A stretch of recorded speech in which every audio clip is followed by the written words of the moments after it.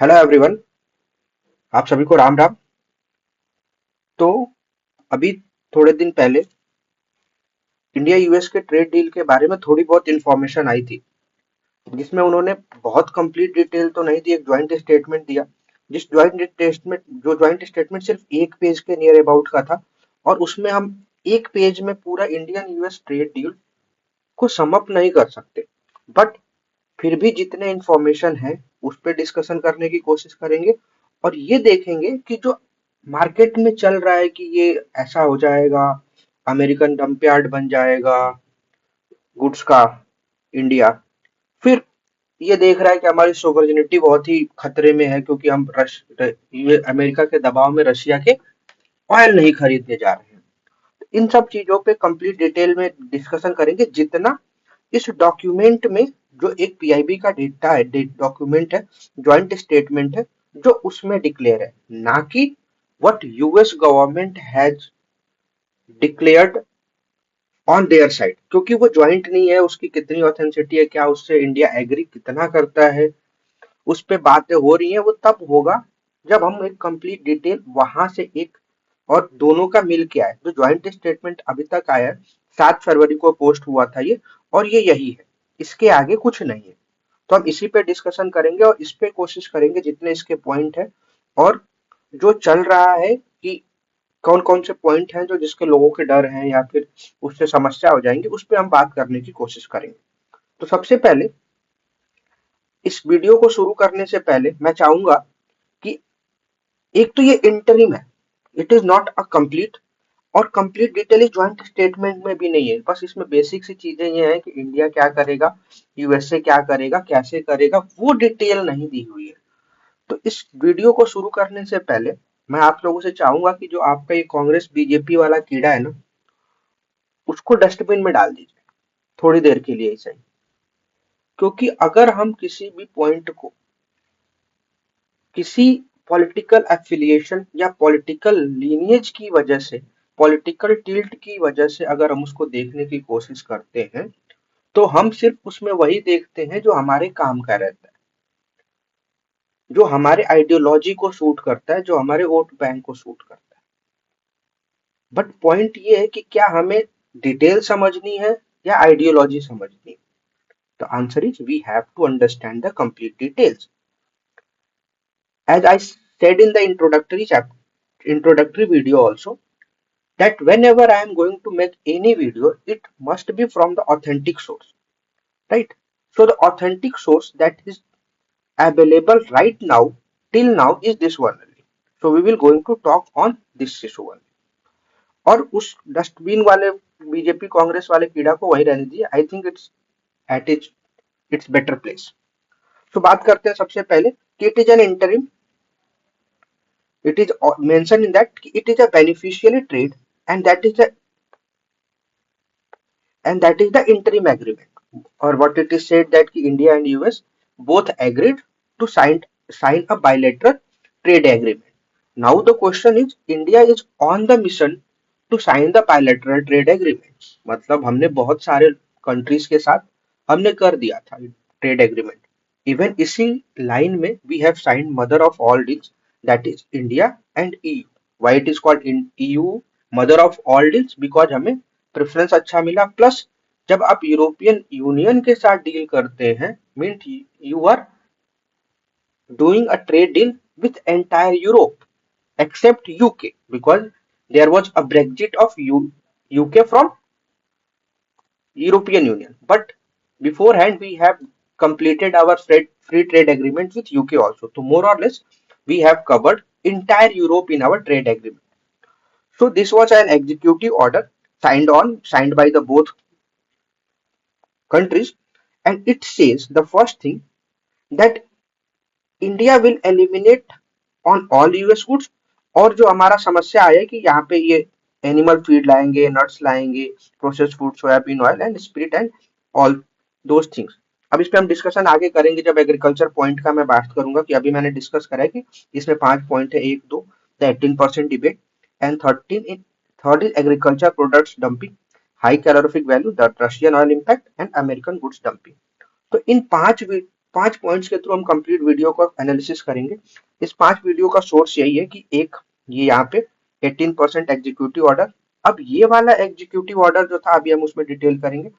तो it means कि जो अभी डिटेल डिस्कस करेंगे वो इसी डॉक्यूमेंट से लिया हुआ है, और बाकी खुद खुद का एनालिसिस है, तो उस पर डिस्कस हम अब शुरू करते हैं। तो सबसे पहली बात, it is an interim means ये अभी फाइनल नहीं है, इसका फाइनल डॉक्यूमेंट हमारे पास अवेलेबल नहीं है, कंप्लीट डिटेल नहीं अवेलेबल है कि किस प्रोडक्ट पे कितना लगेगा, कौन सा प्रोडक्ट इंपोर्ट बास्केट में फ्री हैंड दिया गया है, कौन सा एक्सपोर्ट बास्केट में हमको वहां से एग्रीमेंट मिला है ट्रेड का, जिसपे हमें रिडक्शन झेलना पड़ रही, रिडक्शन हमें मिलेगा। ठीक, तो इन सब चीजों पे एक तो जो बहुत लोग डिटेल बात कर रहे हैं कि इस पे ये हो जाएगा, हमारा एग्रीकल्चर ऐसे डंप हो जाएगा, अभी हमारे पास कुछ भी कंप्लीट डिटेल इसमें नहीं है। सिर्फ बेसिक बेसिक ये है कि हम इतना करेंगे, इंडिया ये करेगा, यूएस ये करेगा, तो वो बस बुलेट पॉइंट्स है एक फॉर्म में, उस बुलेट पॉइंट का डेफिनेशन नहीं आई है। Now the much debated the 18% debate, so what is going in the market, people were showing before 18% we were at 50%. This 50% comprised 25% of reciprocal tax and 25% is for the Russian oil. This was the punitive tax. इसमें क्या हुआ था कि US ने उन सब countries पे एक एडिशनल टैक्स लगाया था जो रशिया से ऑयल इंपोर्ट कर रहे थे, तो we were in the same basket, और ये था रेसिप्रोकल टैक्स। आप सबको याद हो जब ट्रम्प दूसरी बार प्रेसिडेंट बना, तो थोड़े दिन बाद एक प्ले कार्ड लेके आया था जो हमारे यहाँ भी चलता है। उस प्ले कार्ड में कंट्रीज लिखा हुआ था, इसमें ये लिखा हुआ था कि वो हम पे कितना टैरिफ चार्ज करते हैं और अब हम उनसे कितना चार्ज करेंगे। तो जो लोग कह रहे हैं कि हमारा 2 से 3% हुआ करता था पहले एक्सपोर्ट ड्यूटी यूएस को, अब वो 18% हो गया, उस पे आप खुशी मना रहे हो, इस पॉइंट तक तो वो सही है, बट क्या हम ही 18-25% हुए थे? India basically impose on average 52%। तो यूएस का एक वो जब ट्रम्प आया था चुन के, तो उसका कैंपेन था मेक अमेरिका ग्रेट अगेन। वो पहले दिन से टारगेट कर रहा है कि हमारे जो ट्रेड बैलेंसेस हैं दूसरे कंट्रीज के साथ वो फेवरेबल नहीं है, हम मोस्ट ऑफ द कंट्रीज के साथ डेफिसिट में है, और इसका रीजन ये है कि वो कंट्रीज जहां पे हम अपना प्रोडक्ट एक्सपोर्ट करते हैं वो हमसे हाई वैल्यू टैरिफ चार्ज करती हैं, but in return when they import in America we are not charging that much tariff from them. So on that order President Trump ordered a wide range of tariffs on all the countries. It is not just India that increased to 25%, right? तो वो तो सब पे था। Now this 25% will be eliminated altogether. इसका एक debate है, हम उसमें डिस्कस करेंगे। This 25% that was on all the countries. You are not alone. और हमें ये भी ध्यान रखना होगा कि America is a sovereign country. What America is doing in its country, it is had its rights. Like अगर हमारे यहाँ हमें कोई ऐप बंद करना है, सपोज हम वो चाइनीज ऐप बंद हुए थे कोरोना के टाइम गलवान के बाद, तो क्या हम चाइना से पूछने जाएंगे? हमारे लिए जो हानिकारक होगा, जो हमें एज अ कंट्री हमें लगेगा, वो हम करेंगे। तो अगर हम थोड़ा सा जूम आउट करके देखें कि हाँ भाई यूएस अपने टेरिटरी में है, इंडिया अपनी टेरिटरी में है, और दोनों अपने इंटरेस्ट के लिए काम कर रहे हैं, तो क्या उसमें इंडिया के लोग जाके वहां पे तो धरना नहीं दे सकते रोड पे बैठ के हमारी हमारी मांगे पूरी करो? नहीं हो सकता। वो यूएस का राइट है, वो 25 का 500% भी करे। आपके पास पॉइंट है तो आप नेगोशिएट करो, नहीं है तो आप झेलो, आपको बेचना है तो बेचो, नहीं बेचना है तो मत बेचो। ठीक है, तो जो 18% का डिबेट था ये था कि नहीं, ये सब पे था। और आज के दिन में अगर हम इसकी बात करें, जो हमारे कॉम्पिटिटिव है, कॉम्पिटिटिव गुड्स है और कॉम्पिटिटिव मार्केट है, इसका मतलब ये हुआ कि सपोज हम कुछ सामान यूएस को एक्सपोर्ट करते हैं बहुत ज्यादा क्वांटिटी में, सेम वही सामान कोई और कंट्री भी एक्सपोर्ट कर रहा होगा। अब कॉम्पिटेटिव एडवांटेज यहाँ आता है कि चलो मान लो एक बार को कॉस्ट ऑफ प्रोडक्शन सबका सेम आ रहा है, बट जब यूएस मार्केट में जा रहा है तो एक प्रोडक्ट पे 20% लग रहा है, एक परसेंट पे एक प्रोडक्ट पे 18% लग रहा है। तो अभी ये 18% वाला जब जाएगा तो इसका मार्केट सस्ता हो जाएगा, है ना, इसका मार्केट प्राइस सस्ता हो जाएगा तो इसकी डिमांड बढ़ेगी। तो इस हिसाब से अभी हम कॉम्पिटेटिव एडवांटेज में है विज अदर कंट्रीज। बट क्या ये 18% रहना चाहिए? नहीं रहना चाहिए। फ्री ट्रेड एग्रीमेंट का मतलब होता है फ्री ट्रेड एग्रीमेंट। वैसे भी इन्होंने बहुत अच्छा दिया, बायलैटरल ट्रेड एग्रीमेंट दिया है, ना कि फ्री ट्रेड एग्रीमेंट दिया है इसको। तो इसको रिड्यूस होना चाहिए, ठीक है। दूसरा पॉइंट था एग्रीकल्चर प्रोडक्ट डंपिंग। हम पहले दिन से सुन रहे हैं कि हमारा मार्केट एग्रीकल्चर गुड से भर जाएगा। अब एग्रीकल्चर प्रोडक्ट यूएस हमें एक्सपोर्ट करेगा जिससे हमारे फार्मर उसको compete नहीं कर पाएंगे। तो पहला मेरा पॉइंट है before starting, yes it is necessary to protect our agriculture farmers, MSME, because they are not well versed as the other developed countries। तो मेरा एक सिंपल सा सजेशन ये रहता है, for how long we are going to play a protectionist approach when we will promote them. हम तो अगर किसी को याद हो तो एक आरसीईपी करके हुआ था, रीजनल कॉम्प्रिहेंसिव इकोनॉमिक पार्टनरशिप। हमने इसको उसी लिए छोड़ा था उस टाइम। बेसिकली इसका दो रीजन था, एक चाइना और तीसरा था हमारे यहाँ उसमें जाते तो हमारे पास एग्रीकल्चरल गुड्स का उसमें सॉरी एक मिनट उसमें हमारे एग्रीकल्चर गुड्स आ रहे थे, तो इसलिए हमने छोड़ दिया। अभी हम जब भी किस मतलब ये कहा गया कि ये जो ट्रेड डील थी वो बहुत दिनों से चल रही थी, हमने अपना रेड लाइन दे दिया था। इंडिया ने यूएस को अपना रेड लाइन दे दिया था कि देखो भाई हम ये करेंगे ही नहीं। तो जब आप डील में जाते हो, किसी से आप डील करते हो, वन टू वन बैठते हो, A and B are if they are dealing and they are interacting with each other, तो हर इंसान अपना फायदा देखता है। और उस फायदे में अगर हम पहले से ही इतनी बड़ी रेड लाइन लेके जाएंगे तो क्या ये तैयार होगा? और अगर होगा तो इसको क्या मिल रहा है? डील का मतलब ये तो नहीं होगा कि that this a will get anything more and be will get any more. ये इक्वल होना चाहिए जिसमें कि सबको बेनिफिट हो। तो जब एग्रीकल्चर की बात आती है तो एग्रीकल्चर को सबसे बड़ी अभी जो प्रॉब्लम है हमारे देश में, एग्रीकल्चर को प्रमोट करने की जरूरत है। एग्रीकल्चर प्रमोट करने का मतलब ये नहीं है कि हम सिर्फ फर्टिलाइजर सब्सिडी दें, सिर्फ पीएम किसान से 6,000 रुपए उनको दे दें, इससे वो कम्पिटिटिव नहीं होंगे। इससे वो सिर्फ सेल्फ सफिशिएंट होते जा रहे हैं कि जो उनको उधारी की जरूरत पड़ती थी वो मार्केट से उठा लेते थे। बट हमें हाईली मैकेनाइज्ड होना पड़ेगा, हमें अपने सीड्स पे काम करना पड़ेगा, हमें प्रोड्यूस वो चीज करनी पड़ेगी जो मार्केट में बिक रही है along with what we are eating। तो अभी किसी को एक बहुत अच्छा कानून था, पता नहीं वो पॉलिटिकल प्रेशर में आके लोग विड्रॉ कर गए, that the three agriculture laws that were before the UP election withdraw. तो वो कई महीनों तक हमारा दिल्ली बॉर्डर ब्लॉक रहा था उससे। तो एग्रीकल्चर प्रोडक्ट डंपिंग की बात ये है कि हाँ उसमें कुछ प्रोडक्ट्स आएंगे, क्यों? क्योंकि आप जब भी डील में जाते हो तो डील करने के टाइम वन टू वन होता है और सब अपना फायदा देखते हैं। लेकिन अब इसमें पीयूष गोयल जी की प्रेस कॉन्फ्रेंस हुई, उसने उन्होंने बड़े बड़े लिस्ट में बना दिया कि ये इंपोर्ट नहीं होगा, ये इसमें इंक्लूडेड नहीं है।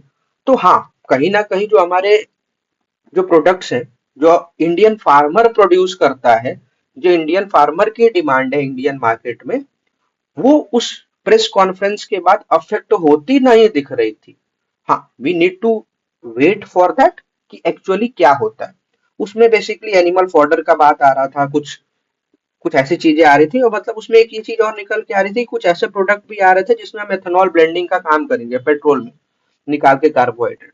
तो ये एग्रीकल्चर प्रोडक्ट की डंपिंग की ऐसी समस्या नहीं है। और तीसरी एक और इसमें इंपॉर्टेंट बात है कि जब हमें एज अ कंज्यूमर ऑप्शन मिलेगा, तो एग्रीकल्चर प्रोडक्ट्स हमें एज ए कंज्यूमर ऑप्शन मिलेगा तो हम अच्छा खरीदेंगे। इससे ये होगा कि जो हमारे यहाँ के एग्रीकल्चर ट्रेडर्स हैं वो भी तो अपना प्रोडक्ट को क्वांटिटी और क्वालिटी इंप्रूव करेंगे। तो ये भी तो एक तरह से फायदेमंद है। But let's see what will happen. एक इसमें जो सबसे बड़ी रेड लाइन थी, अमेरिका हमको अपना जीएम क्रॉप्स बेचना चाहता था। What is GM crop? GM crop is genetically modified crop. इसमें वो जेनेटिक्स के साथ चेंजेस करते हैं। अभी पता नहीं आप लोगों ने कभी कभी सुना होगा, हमारे यहाँ बीटी कॉटन चलता था, अभी कम हो गया उसका क्योंकि वो प्रॉब्लम क्रिएट करता है। तो India was very clear that we will not allow the GM crops, क्योंकि जीएम क्रॉप में बहुत सारी प्रॉब्लम्स हैं खाने से, प्रोड्यूस करने में और खाने के बाद हेल्थ इम्पैक्ट में। अच्छा तो है बट उसमें प्रॉब्लम्स है अभी। तो ये थी एग्रीकल्चर प्रोडक्ट्स और डंपिंग की बात। और अब आते हैं, इतनी बड़ी आग लगी हुई है तब से, Russian oil import. Russian oil import, इसमें अभी तक as for that matter Indian government से ऐसा कोई ऑर्डर, कोई ऐसा स्टेटमेंट नहीं आया है जो कहता हो कि हम रशिया से ऑयल इंपोर्ट कम करेंगे या बंद ही कर देंगे टोटल। ऐसा अभी कोई नहीं है। लोग बात यहाँ से कर रहे हैं क्योंकि वहां से एक वाशिंगटन से उनके व्हाइट हाउस से एक स्टेटमेंट रिलीज होता है।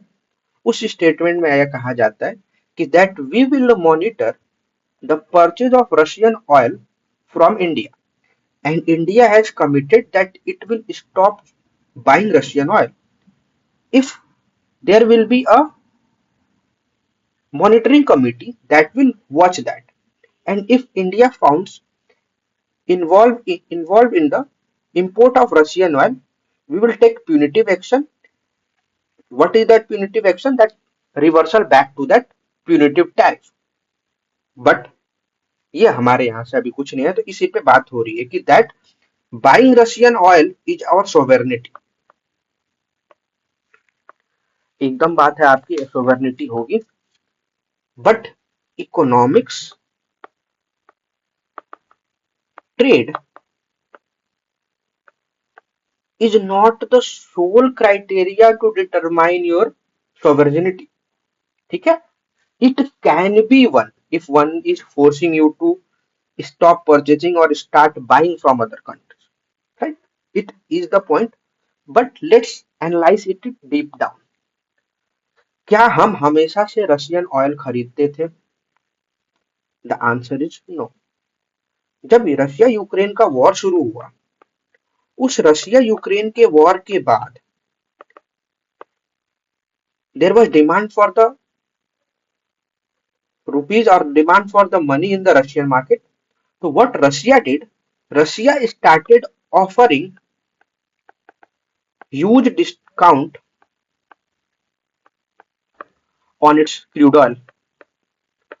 Now India is the biggest importer of the crude oil, क्योंकि हमारे यहाँ कंजम्पशन बहुत ज्यादा है। तो हम बेसिकली इसके पहले गल्फ कंट्री से ज्यादा सोर्स कर रहे थे।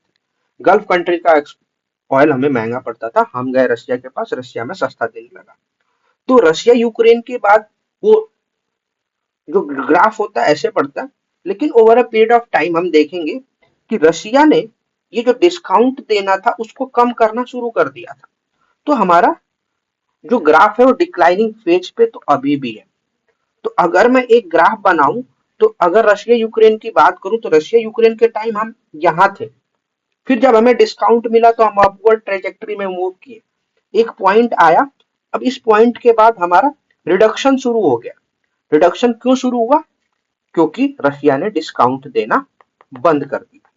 ठीक, इसके बाद हम एक सोवरेन कंट्री है, तो हमें जहां मिलेगा उसके बाद हम खरीदेंगे। तो अभी क्या हमें शायद वेनेजुला भी देगा, क्योंकि उस टाइम जब इन्होंने डायरेक्ट कहा था कि आप हमसे इंडिया को कि आप रशियन ऑयल बंद कर दीजिए खरीदना, तो इंडिया ने डायरेक्ट कहा होगा कि we are getting that much discount from Russia, if you have the option give me that discount, we will purchase from you.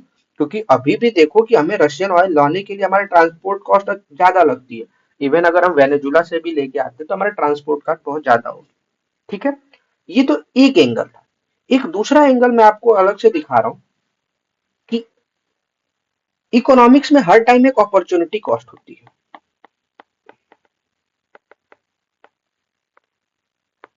What is this opportunity cost? Opportunity cost का मतलब ये है कि अगर आप ए और बी प्रोडक्ट है, दोनों एक दूसरे के सब्स्टिट्यूट मान लो। अगर आप ए कंज्यूम करते हो तो अपॉर्चुनिटी कॉस्ट आप लॉस क्या कर रहे हो, बी को कर रहे हो।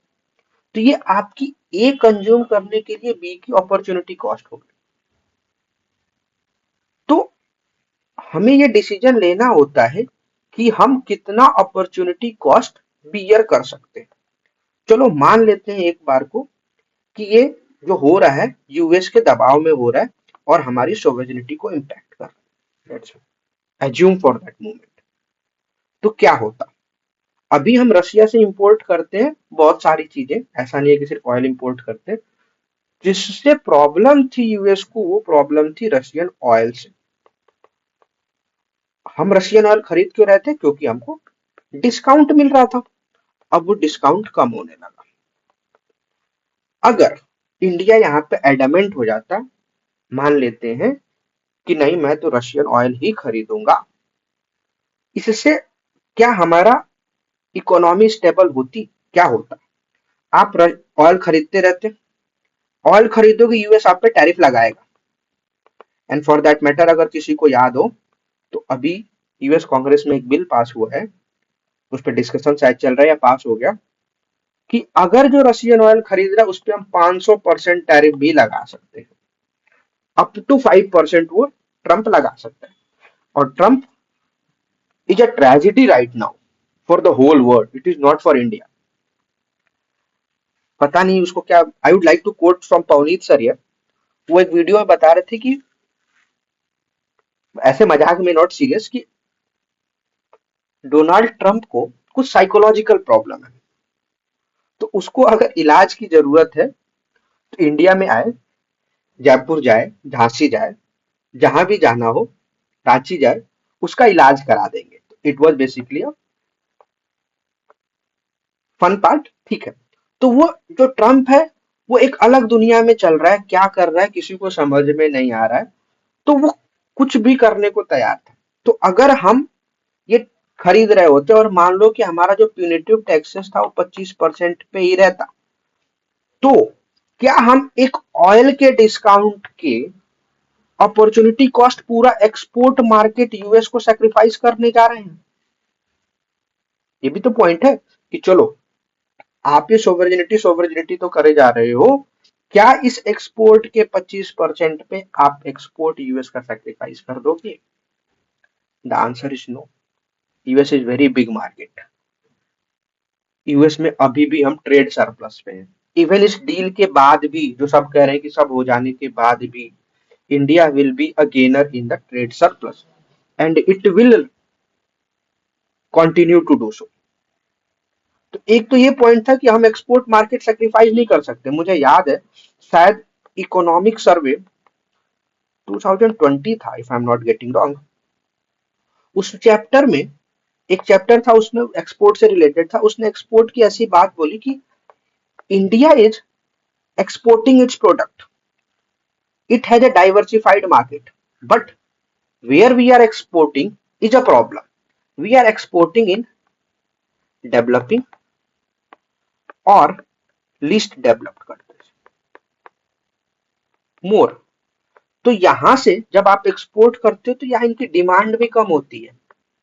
तो the suggestion was that you have to diversify your export basket to developed countries. What is the benefit of diversification of export to developed countries? Because they have huge demand. वो जब order करते हैं तो उनकी quantity बहुत ज्यादा होती है। और यूएस मार्केट में तो ये भी कहा जाता है कि उनकी परचेसिंग पावर बहुत अच्छी है। वो जब प्रोडक्ट खरीदते हैं तो बल्क में खरीदते हैं। जैसे हमारे यहाँ हम चॉकलेट लेने जाएंगे तो एक चॉकलेट लेके आते हैं, वो जब खरीदने जाते हैं तो चॉकलेट का डिब्बा लेके आते हैं।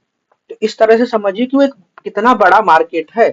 तो वो sacrificing for the Russian oil import, that is just, जो हम स्टार्ट किए थे डिस्काउंट की वजह से वो रिड्यूस होने जा रहा है। तो it is a win win situation अगर हम उस एंगल से देखें। अगर पॉलिटिकल एंगल आए तो उसमें दिक्कत है, और अभी तक कोई भी स्टेटमेंट नहीं आया।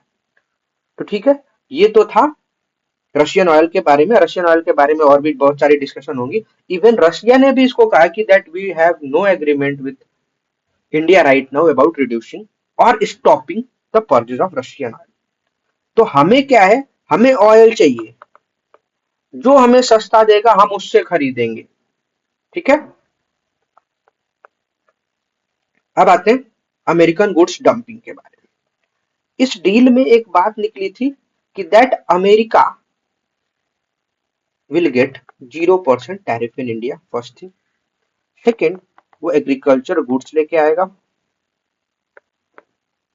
थर्ड, इंडिया हैज कि वो $500 मिलियन परचेज, एक मिनट, मिलियन और बिलियन था, लेट मी कंफर्म,